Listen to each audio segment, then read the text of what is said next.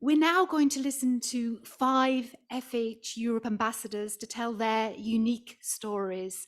And to kick off, I would like to first invite Indy Bankma and Danique van der Boraad to talk about your experiences in the Netherlands living with FH. So if you'd like to come up.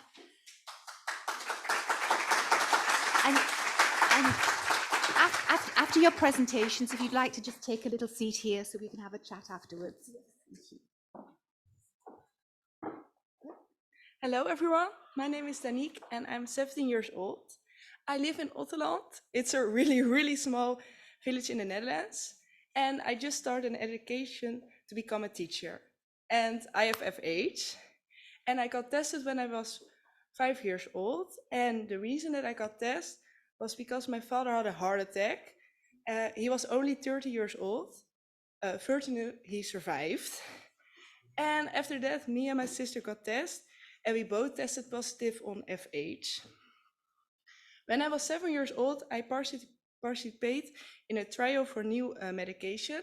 And I'm really happy that I did it because it helps everyone with better medication and it helps to find any side effects. I remember my first time going to Professor Wiekman, or how I called him, Bert. And I was really scared. I was a little girl, only 5 years old, but it was really nice and it was a great experience. Bert explained FH very well to me as a child, so I have a great experience with checks and hospital visits. Because I was tested early, there is no reason to be scared. I use my medication my whole life, and it's like a routine. I take my medication every evening. Because I know I have FH, I make a conscious choice not to smoke, and I think it's important that you know what FH is. I'm not like a patient, I'm just Danique. I can do anything. I can do sports, I can go out with my friends, and I can become a teacher and I can teach people things. And I think that's just a really important message to know. You're not a patient, you're just yourself. And you can do everything with FH. When you have FH, you have to check your scores at the hospital. And it sounds stupid and boring, but I think it's really fun. Because after a check, I either go lunch or go shopping. It's like an extra day off and you have to make it fun by yourself. And all my friends know I have FH and I'm not scared to speak about it. And when I was on vacation with my friends, they check every morning, do you have you take your medication? So it's really normal for me. And I think it's also important that you can talk with people about FH. It's not a scary or weird disease. So that's like my story. Thank you.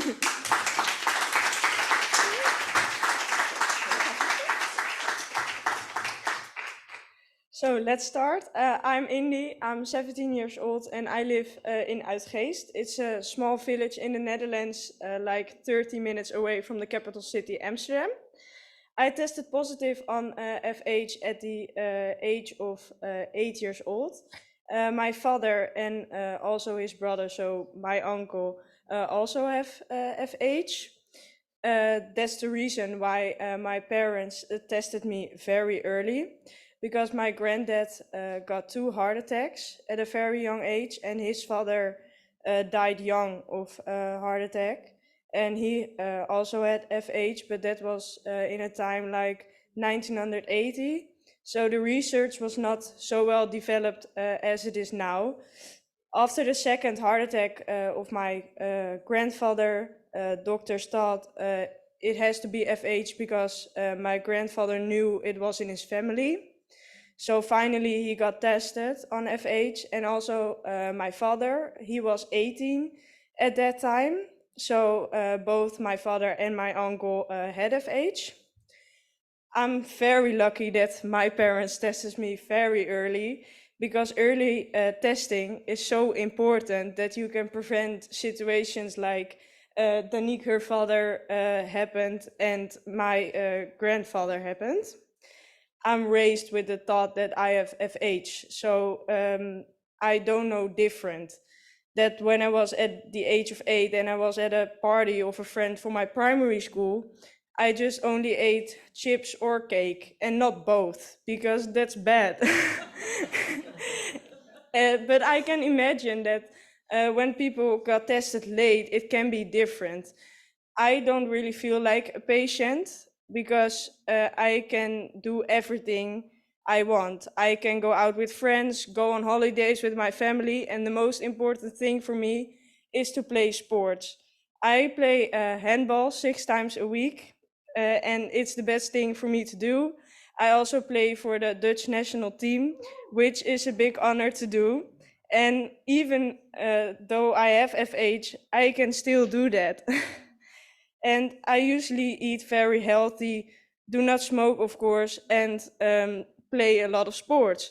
So in Holland, we are very lucky that we go to school by a bicycle. So each day I ride 10 kilometers on my bike. So that's a good start of a healthy lifestyle.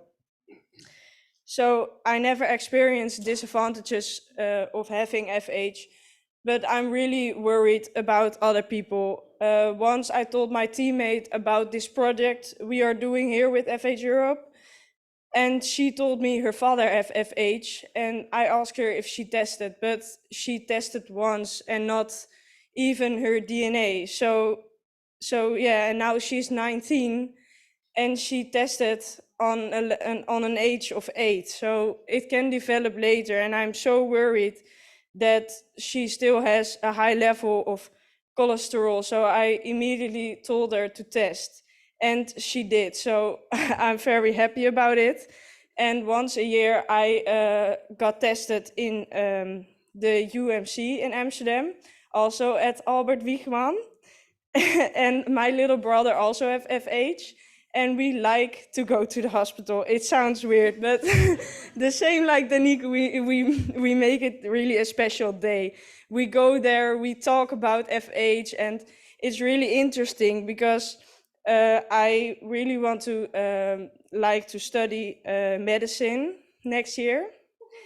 And my biggest wish is to find everybody with FH in an early state, and I hope that there will be developed more medicines also for people with HoFH, so they cannot be very ill anymore, and I hope to participate in studies with that to do research about that. Thank you.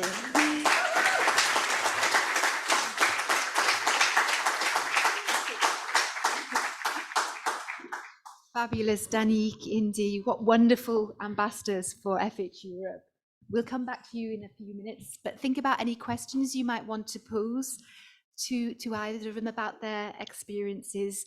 We now move to another representative, and it gives me great pleasure to welcome Cristian Stefanescu, originally from Romania, living now in Italy, in Rome, I believe, and also living with HoFH. Please, Cristian, the floor is yours.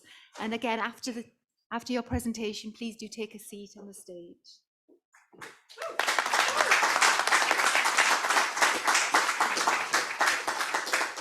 Okay, so good morning, everyone. My name is Cristian. I'm 32 years old, and I was born in Romania. Sorry, some stage fright. But now I live in Italy. It's not easy for me to talk about my condition with HoFH, so you hope you will understand. But I accepted this invitation from FH Europe, which I thank for giving me the opportunity to join the meeting in Lisbon. I accepted because I think that my personal story, it's not only a story of sacrifice and physical pain, but above all, a story of hope. So in my case, science and medicine have won over my rare condition. I've been living since I was a child.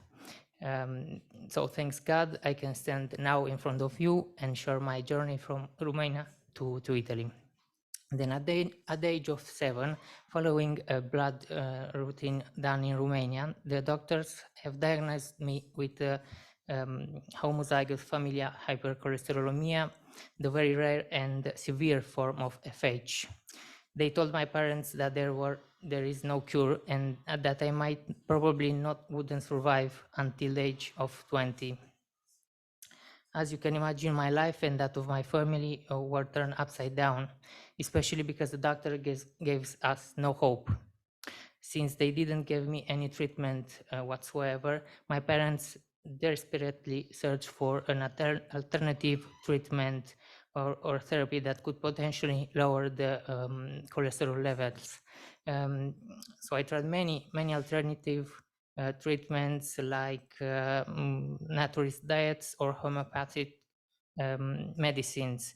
I specifically remember having followed a very strict diet for a month and a half. For breakfast, I was allowed to eat sprouted wheat, walnuts, and honey. For lunch, uncooked rice soaked in water, some chicken breast boiled, and some vegetables. And finally, the dinner was based on fruit. And that's all. Except for some small variation, I was not allowed to eat any other food. I was so confident that at the end of this diet, some positive results will show up. But when I took the results of the blood sample, I was so disappointed to see that instead of going down, my levels were higher, had increased. Unfortunately, we also met some imposters who claimed that they could cure me with their supernatural powers. Obviously, none of the treatments we tried had any effect on my condition. So I used to take a monthly blood test to check my cholesterol, and every time my parents met the head of department, which was a specialist in metabolic disease, they asked him to consult with other colleagues abroad at the conferences that he was taking part. So I remembered that at some point they talked about joining a waiting list for a partial liver transplant, explaining, however, that the surgery was very risky and did not guarantee to solve completely my cholesterol problem. So at the age of 20, the doctors told us that in some countries abroad, they were using a treatment that filtered blood fats. We were so enthusiastic to hear that it might be a cure for me, but they also said that this treatment called plasmapheresis wouldn't completely solve my condition because after each session, cholesterol values would return at the same levels as before. They literally told us that it would be like putting some clean water in a dirty bottle. So at the age of 14, thanks to the parish priest of the church where I was an altar boy, I met Mr. Pierangelo, a very kind Italian businessman with a big heart. For me and my and my family, that was really a miracle from heaven, because he was the spark of hope that we waited for so long. So, thank you.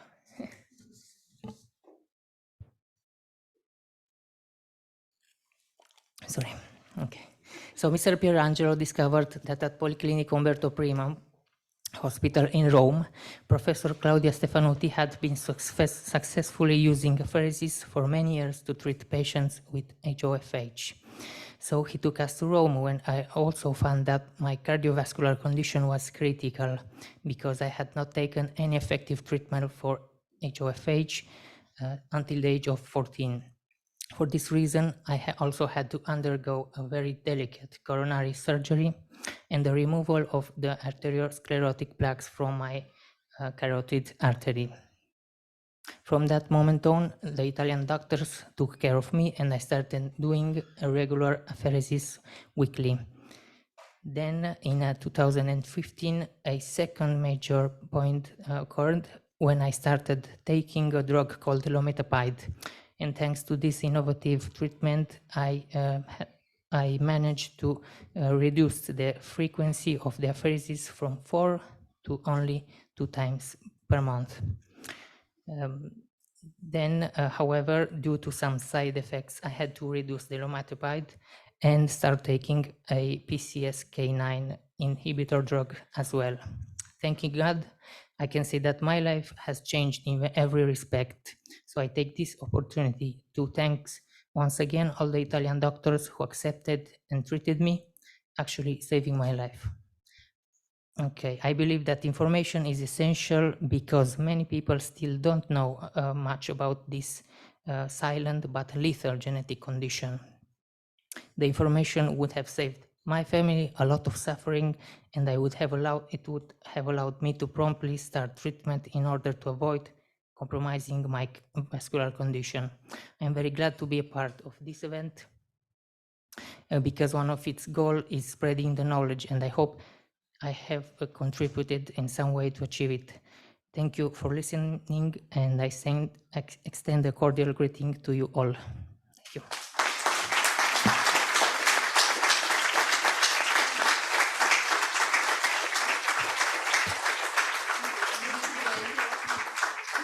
Thank you so very much, Christian. Thank you. Spreading the knowledge, indeed. And I think your story contrasted, yes, indeed, girls, yeah, contrasted with the experience in the Netherlands. We really need and know what has to happen as we move forward. We're now going to move to another UK representative, JP Corey. Please join us on the floor. Thank you so much for coming to this wonderful annual network meeting. I think you've been to a couple in the past, so it'll be interesting to hear about those as well. And perhaps just give your entire presentation. I know we were going to have a little bit of a dialogue, but I think if we can have it all at once, and then we'll have a chat with everybody on the stage. The floor is yours. All right, thank you.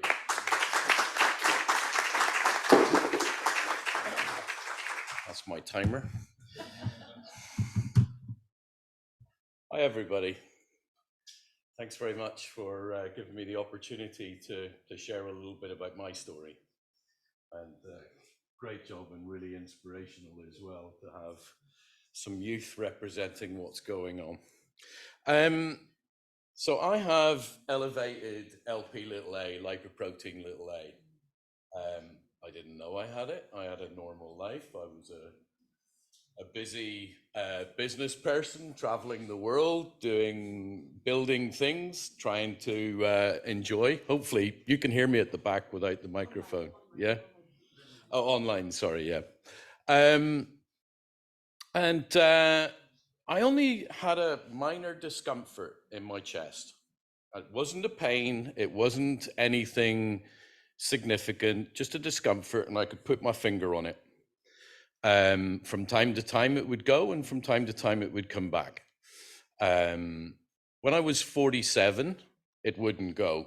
And I went to the doctor, and the doctor said, "Oh, we think you've pulled a muscle in your chest." And I ignored it, and after a while it didn't go, and I come back again. I'd been out for a long walk between Christmas and the New Year in 2016 going into 17, and it wouldn't go. And I thought, right, something is not right. Now, there's a history of heart and cardiovascular conditions in our family. It wasn't unusual. I grew up in Northern Ireland. I lived through the Troubles. You know, we had plenty of things that gave our chests a start. But actually, you know, cardiovascular stroke was a pretty common cause of disease, and people died young from it.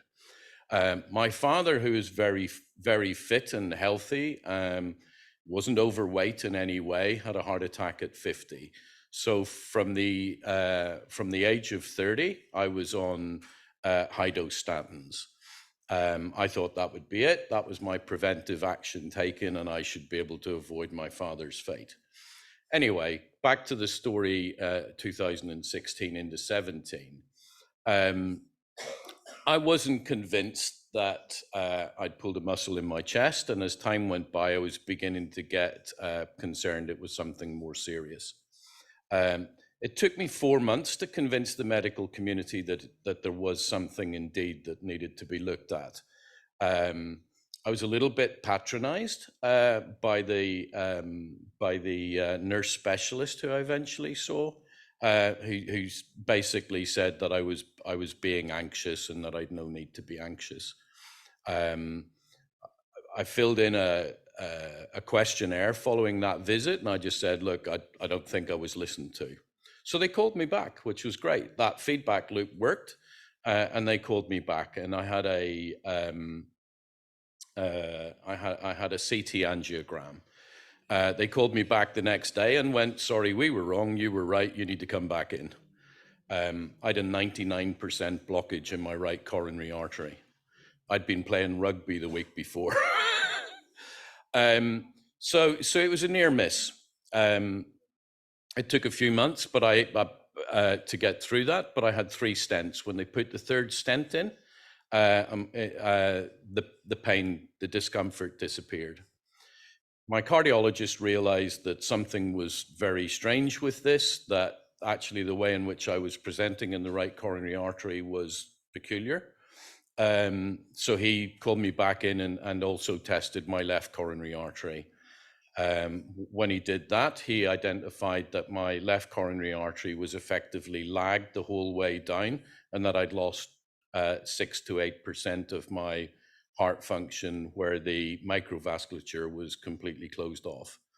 Bear in mind, I'm running about, exercising, cycling, walking, playing rugby, which is not a, it's not a sedate sport, and sprinting, whatever else, and no real obvious signs of angina doing that. Anyway, the cardiologist decided that I needed to go to Oxford and have a heart bypass. So I had 3 stents at 47 and I had a heart bypass at 48. In amongst all of that, we're trying to figure out how could this be, and it was then that my LPA was tested as part of a panel, and it was identified that I'd elevated Lp(a), and nobody knows for sure, but it seems highly likely that elevated Lp(a) is the cause of my early cardiovascular issues. So I now have fortnightly apheresis. I've been having that for several years. LPA is produced by the liver. You really only need to be measured once in your life to know whether you've got elevated Lp(a) or not. It can, more or less from a very young age, it will pick a level and it will stick at a level, more or less, excuse the pun. And if we could test earlier and we could identify that and we could cascade screen people, you would know there's no treatment, there's no cure for Lp(a) at the moment. There's a lot of good work going on by a few of the sponsors, by way of example, to provide a mechanism to manage it. But the only effective management right now is apheresis. I'm not sure how many people in the UK right now are getting apheresis for Lp(a), but it's about 13. And Magda's identified it's a pretty big population that's got elevated Lp(a). So I guess I've got a couple of points. We've made big headway in the last 3 years on a number of fronts. There's a lot of research going into Lp(a), which is really, really good. There's a lot of medical and pharmaceutical activity towards addressing it, which is really, really good. We now have an identified standard way to measure Lp(a), which is identified as the gold standard, and that wasn't the case. So that's advocacy has helped push that forward. Again, a bit like the rest of the group, we really want to be in a position where we share the word, get out there, get people measured and tested, because there are treatments coming. And to be honest, I didn't fancy shuffling off at 47. I had a few more things to do with my life, and I appreciate being invited to the conference today. I appreciate all of the work that everybody does, be it patient advocates, be it members of the medical community, and the organizations, many of which are represented, advocating and trying to create a positive environment for cardiovascular health, not cardiovascular disease. So thank you very much.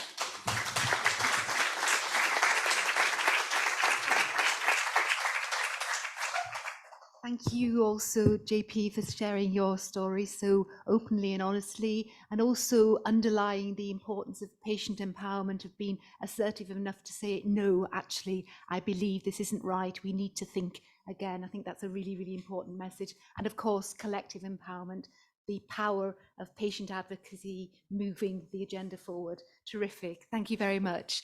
So another representative from the UK. Let's turn our attention now to the experience of living with FCS. And as Magda said, yesterday was the day of FCS, and you were very busy, maybe not always celebrating it because of the journey here, Jill, but we're delighted to welcome you here. Please join us on the stage and share with us your story.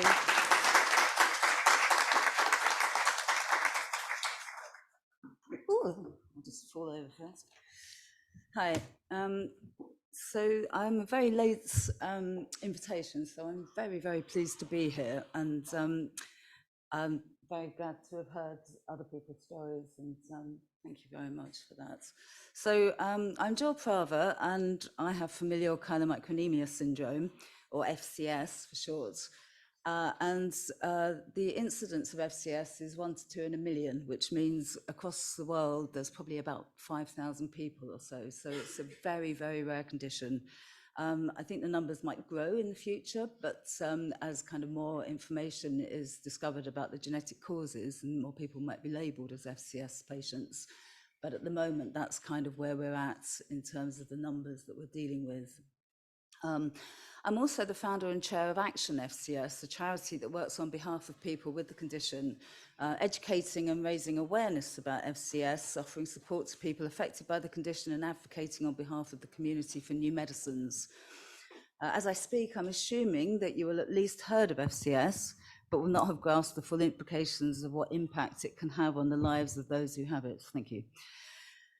People with FCS don't produce the enzyme lipoprotein lipase, which breaks down fat, or what enzyme we do have doesn't work properly. This means that if we eat fat, the fat travels around in our bloodstream as triglycerides, which clump together as chylomicrons, making our blood look like cream and causing the many symptoms of FCS. The most serious symptom is pancreatitis, which can be life-threatening. Other symptoms include abdominal pain, fatigue, brain fog, concentration and memory problems, and xanthoma. Some people with FCS develop chronic pancreatitis, and some develop diabetes, including me. Diabetes exacerbates FCS as high glucose levels in the blood are turned into triglycerides. In pregnancy, there's a high risk of pancreatitis as triglycerides rise naturally in the 3rd trimester, which with potential life-threatening risks to both the mother and the unborn baby. Gestational diabetes adds a whole level to the risk of pregnancy, and I had this in 2 of my 3 successful pregnancies, and was required to take insulin and eat less than 2 grams of fat per day. So in general, people with FCS are recommended to eat less than 20 grams of fat per day and avoid simple sugars and to drink no alcohol. I found that I need to limit my intake of fat to 10 grams of fat a day to keep my triglyceride levels below 10 millimoles per litre. So a normal person has triglyceride levels of less than 2 millimole per litre. Above 10 millimole, the risk of pancreatitis is present and increases exponentially as triglyceride levels rise. When I say fat, this means all types of fat. So from oil, and also from the foods with which oils are derived, for example, nuts, seeds, avocados, coconuts, and olives. We can eat no animal fats, so most meats, and I only eat meat if I can see a nutritional analysis, and then if it's suitable, low enough, very low, cut off any obvious blobs of fat that I can see. And no dairy unless it's the fat-free type and not had lots of sugar added, and no egg yolks. The only exception to this is a medically prescribed fat called MCT oil, which is a fractionated coconut oil that not everyone can get and not everyone can tolerate. You can sometimes find MCT oil in whole food shops, but this is not suitable for people with FCS. And personally, I think CT oil tastes horrible and it upsets my stomach, so I don't eat it. Before I talk about the impact of FCS on my life, I want to make the point that the condition is self-managed, needs the individual to maintain a severely restricted diet to try and reduce the symptoms, and that there are very many different factors involved in trying to achieve this. People with FCS are diagnosed at different ages, some well into their 40s, and have had different routes to diagnosis, often having their symptoms minimized or having their pancreatitis blamed on excess alcohol. This can mean that they already have sustained a great deal of damage to their pancreas. They come from different educational backgrounds and achievements, have different income levels, often impacted by their FCS, which can affect what foods they can afford to buy. They come from different cultural backgrounds in which food can play a greater or lesser role, and can live in very different environments, major cities with a wide range of shops close by, or in small towns or villages with very little choice available. And I'm very lucky to live in the centre of London and have about 10 supermarkets at my doorstep and lots of different kind of corner shops and international shops. So there's lots of different types of foodstuffs I can take my pick from. Added to this mix is the level of understanding support they get from their friends and family around them, the amount of information they've been given and understand about their condition, their access to a hospital or a doctor who has at least heard of the condition, let alone understands it, and the support that they receive from professionals to help them manage the psychological aspects of living with a rare disease and a largely invisible condition.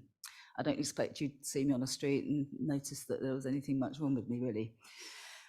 I was diagnosed at the age of 2, so I've grown up knowing that I couldn't eat fats. This has not stopped me from having all of the symptoms of FCS I mentioned above, some many times, although luckily I have not developed chronic pancreatitis.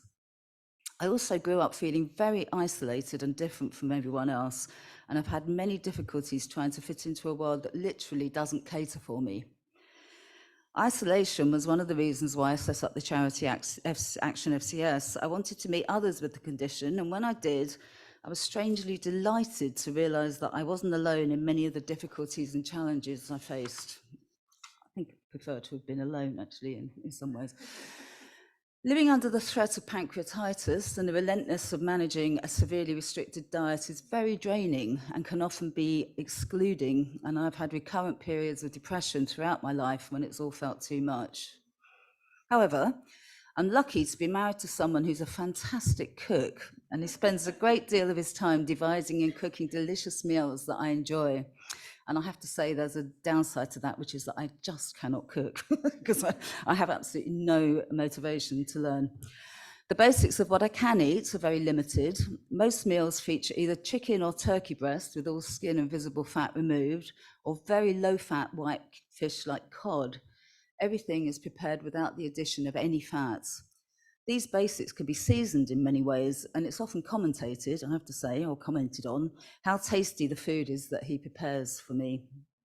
Not quite so much of a compliment when I'm doing it, I have to say. I eat a lot of white rice, although brown rice is probably better for my diabetes, but I don't like it, and plenty of vegetables, salad, and fruits. Eating out is a nightmare. If possible, I go for sushi restaurants, as there are about 5 sushi toppings that I can eat without having to take the risk of trying to adapt anything, meaning that whenever I go to a new restaurant, everyone's poring over the menu and I know exactly what I'm going to have because it's the same. Sushi is not always an option, however, and not all sushi restaurants are suitable. The more creative a place is, the less likely it is that I'll be able to find even the 5 toppings that I can eat, as creative usually means addition of mayonnaise and such like. If I'm out over lunchtime, I usually take my own food and get permission to eat it while my lunch partner buys off the menu. We always self-cater if we go on holiday, and when eating with friends, we usually host. I have very few friends and family members I trust completely to feed me without having to get involved in menu planning. I have very little spontaneity in my life. My first thought when planning something or responding to an invitation is, what will I eat? This often means that I exclude myself because accommodating my dietary needs will just be too difficult or too stressful. I was invited to this event last minute, and while I'm sure that every effort has been made to accommodate me, and I do know that it has, I do find it stressful when I don't have oversight over the food that I'm going to eat. And actually this evening's entertainment is perfect for me because I can see what's going in. And I've had to adapt it quite a lot, I have to say. And now I've lost my space. Where am I? Okay, or sometimes I find myself in situations where the food isn't suitable. It's just a big plate of green salad, which isn't going to sustain me really. It also means I've not arrived here early or considered staying on for a few days, as I would find it very difficult finding somewhere to eat, which can reduce the enjoyment actually of a kind of casual kind of visit somewhere. Just kind of, I'm hungry, you know, I've got diabetes, ugh. I'm running out of time, so I'll finish by saying that FCS has limited my life in very many ways.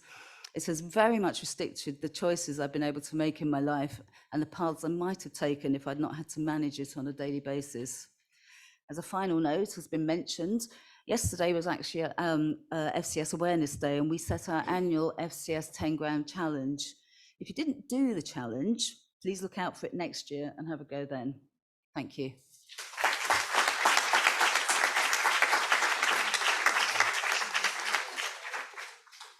Again, thank you very much to you, Jill, for sharing your story so powerfully, also being very open and clear about the social isolation you've experienced and mental health challenges. I think it's also important that you underlined a lot depends on the socioeconomic situation that you're in as well, and the whole social determinants of health piece. So you brought a lot into your story. Thank you so much. We've got a minute or so for any burning questions you might have, but otherwise I would want to actually go back to our wonderful panel and ask them an additional question. Any burning questions from the audience? We have one. Can we have the micro fairly quickly? And we want one here as well, please. Is there a second one for the? I already have one. Wonderful. Someone's thinking ahead. Excellent. Thank you. Hi, I wanted to address it to Danielle and Indy. The fact that you're both from small towns in the Netherlands and you got connected in with the AMC in Amsterdam, how did that connection happen?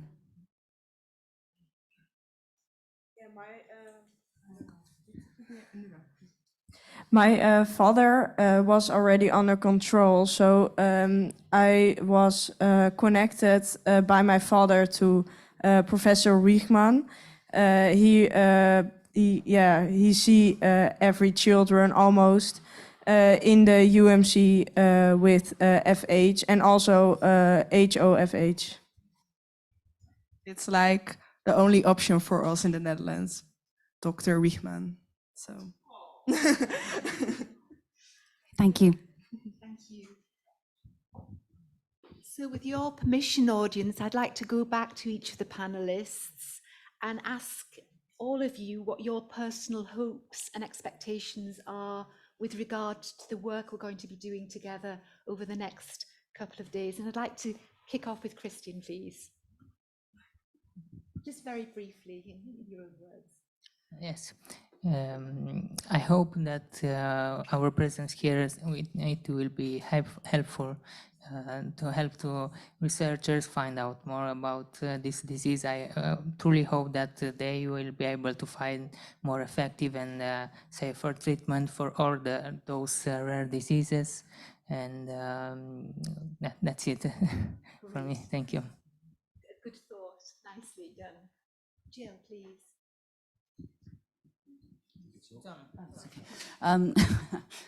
Terrible with microphones. My hopes and expectations are very much to raise awareness of FCS, because people tend to not know what it is, but also to make connections with people across Europe and in London. I've already made one very important one with Imperial College, which is just great, and to work together to try just improve the experience of people with FCS across Europe. Thank you, Jill. JP, while you have the microphone. Thank you. One of the things I hope will come out of it, if you just look at us on the panel, we don't look like we've got diseases. We don't look like there's much wrong with us. That's true of most people in the world. So, unless we advocate and unless we have a level of interest with people who have funding to address these things, and we have governments behind being proactive to push for cardiovascular health rather than treating cardiovascular disease, there'll be a lot of people who think they look ordinary and don't realize that they have something going on, and they will live shorter lives than they might have done. So it's a bit of a big wish, but that's what I would hope. We'll raise awareness and realize just how normal you can appear and yet have significant issues going on. So we need to test, and we need to have help beyond the test then that gives you risk management and better hope. Absolutely. But it's and that's why we're ambassadors, because I think unless you hear our stories, it all looks like science and papers with lots and lots of science behind it. But at the end of the day, we're human beings, and this is a very human community. Absolutely, and a total fundamental rights issue as well, which has come across. 100%. And actually, the rights don't start with adults. The right starts with children. For sure. Please, Indy. Yeah, I hope we can inspire everyone with the stories, and also some professors that are here that can tell about the way of screening in their country. And in the countries, it can be very different in way of screening. And in one country, it can be really developed, and in another country, there's almost no screening. So I hope every country can learn from each other and implement the ways of screening in every country. I hope to learn a lot of FH. I'm really young, so there's a lot to know about FH. And I hope that when I go back to the Netherlands, I can teach and I can tell people about FH. I think it's important to talk about it, and then more people know FH so we can help it. Fantastic, a broad range of aspirations for the next day and a half. And I think that with this initial input, we're definitely on the right track. This was a wonderful session, really demonstrating the diversity of the community, but also the solidarity of the community and how we can all work together. So thank you all once again very, very much. There will be opportunities to chat more informally. There's been a lot shared, and I know there's a lot more to say. So we look forward to talking to you over the next day and a half. And many, many thanks once again. Sorry.